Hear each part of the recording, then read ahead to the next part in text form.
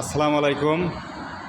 মাদ্রাসার কিছু শিক্ষক আছে, বাচ্চায় যদি বেশি অপরাধ করে, বাচ্চার গার্জেন আছে, গার্জেনকে বলতে হবে, গার্জেনকে জানাইতে হবে।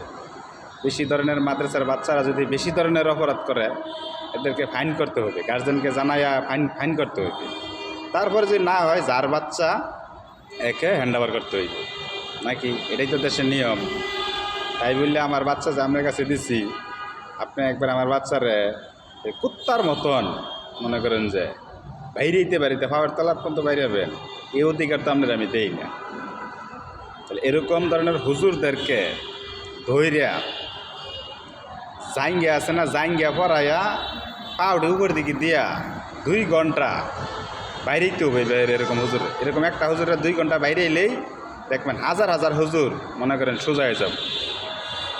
এইগুলা একটা ডিগ্রি লইয়া যা অবস্থা করে, এইগুলা ভিডিও ফেসবুকে দেখলে বাচ্চাদের যাও আমরা বাচ্চাদেরকে মাদ্রাসায় দিব, এইগুলো ভিডিও দেখিয়া আর মাদ্রাসায় আর দিতে ইচ্ছা করে না, আর এইগুলা একটা বাচ্চা, যার বাচ্চা সে বুঝে বাচ্চার মায়া কত, একটা ছেলের মায়া কত।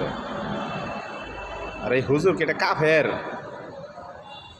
সোরে বাচ্চা করে এটার বিচার যদি আমার করতে দিত, মনে করেন যেই লাঠিটা বাইরেছে ও লাঠিটা ফুটকিটা দিয়ে আমি একটা নারী বুড়ি সহ ফুটকে আমি একবার বাইকে নিয়ে যেতাম, এই বিচারটা আমার করতে দিলে।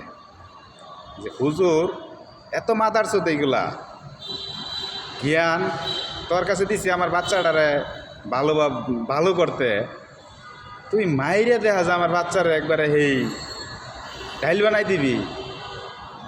বাইনচোদের বাচ্চা।